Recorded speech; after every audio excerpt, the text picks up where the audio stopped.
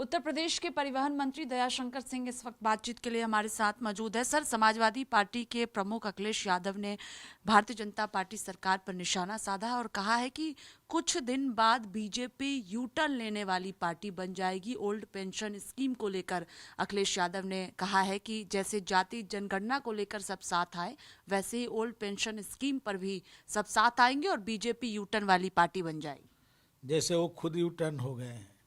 Samajwadi party जिसके खिलाफ में बनी, जिसके लिए माननीय मुलायम सिंह जी लाठी डंडा खाए, लोकतंत्र की लड़ाई लड़े और उसके खिलाफ में उन्होंने समाजवादी पार्टी बनाई। आज उसी पार्टी के साथ वो गठबंधन कर लिए हैं कांग्रेस पार्टी के साथ, जो लोकतंत्र की हत्या की।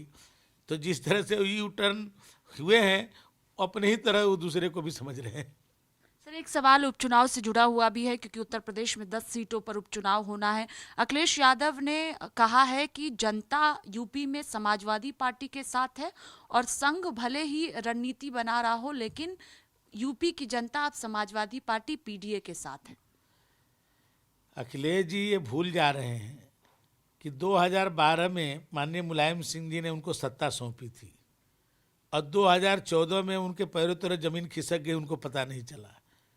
73 सीटें भारतीय जनता पार्टी पाई लोकसभा में, 17 में वो मुख्यमंत्री थे और प्रचंड बहुमत से भारतीय जनता पार्टी की सरकार बनी माननीय मोदी जी के नेतृत्व में। उनको पता नहीं चल पाया। 2019 में अपने घोर विरोधी बहुजन समाज पार्टी को साथ लेकर के चुनाव लड़े, लेकिन मोदी जी के लहर को नहीं रोक पाए। 2022 में कहते थे कि 400 सीटें हम पाएंगे और 3 सीट सभी विपक्ष को देते थे, और जनता ने उनको जवाब दे दिया और भारतीय जनता पार्टी मोदी जी और योगी जी के नेतृत्व में प्रचंड बहुमत से विजय प्राप्त की।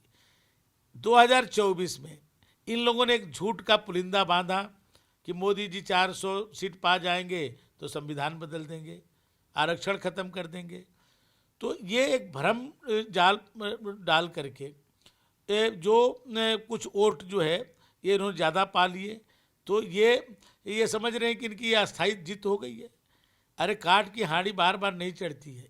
झूठ बोल करके लोगों को भ्रम में डाल करके एक बार सफलता प्राप्त की जा सकती है। उसमें भी बहुजन समाज पार्टी का वोट आप देखिए ज़्यादा, जब दोनों मिल के भी लड़े थे तो उस समय उतने वोट नहीं पाए थे जितना बहुजन समाज पार्टी का वोट शिफ्ट करके समाजवादी पार्टी और कांग्रेस को मिल गया। तो ये एक भ्रम डाल करके जो सफलता प्राप्त करना एक बार, ये बार बार नहीं होगा। उपचुनाव में पता चल जाएगा कि जनता किसके साथ है। मोदी जी और योगी जी ने जो विकास किया है, जनता उसके साथ है। तो बीजेपी की पूरी तैयारी है उपचुनाव को लेकर? देखिए, बीजेपी हर समय तैयार रहती है, दूसरे दल केवल चुनाव के समय तैयार होते हैं। बीजेपी के वर्कर और बीजेपी की पार्टी, हम लोग हर समय काम करते रहते हैं, जनता के बीच में रह करके उनकी समस्याओं को उठाते रहते हैं, उसका क्रियान्वयन करते रहते हैं। ये लोग केवल चुनाव आता है तब जो है ये लोग दिखते हैं। आप देखिए पिछले समय में जो कोरोना हुआ, कोरोना में कौन दिखा? भारतीय जनता पार्टी के कार्यकर्ता दिखे। ये लोग सांसद थे उस समय, अपने क्षेत्र तक नहीं गए होंगे। भारतीय जनता पार्टी के कितने मंत्री उसमें हुए, कितने कार्यकर्ता हमारे बीच नहीं रहे। तो भारतीय जनता पार्टी के कार्यकर्ता सदैव जनता के बीच में रहते हैं, उनके सुख दुख में शामिल होते हैं। इसलिए भाजपा पहले से तैयार है और इस बार का चुनाव में हम 10 की 10 सीट जीतेंगे। एक आखिरी सवाल है कि उत्तर प्रदेश के मुख्यमंत्री योगी आदित्यनाथ का एक बयान आया है बांग्लादेश को लेकर, जिसमें उन्होंने कहा है कि बांग्लादेश जैसी स्थिति ना बने, इसके लिए हम सबको एक रहना होगा और अगर बटेंगे तो कटेंगे। इस बयान का विरोध शुरू हो गया है और कहा जा रहा है कि हिंदुओं के वोट के लिए मुख्यमंत्री योगी आदित्यनाथ ये बयान दे रहे हैं। देखिए, इस देश के लिए बयान दे रहे हैं, इस देश को सुरक्षित रखने के लिए बयान दे रहे हैं। दूसरे लोग इस देश को अस्थिर करना चाहते हैं। जितने विदेशी मानसिकता लगी है उससे ज़्यादा यहाँ के लोग उसको बढ़ चढ़ करके जो बयान दे रहे हैं, देश में विमनस्यता पैदा करना चाहते हैं। वो इसलिए वो चाहते हैं कि देश एकजुट होकर के, समाज एकजुट होकर के ऐसे चीज़ों से मुकाबला करे तो देश सुरक्षित रह सकता है।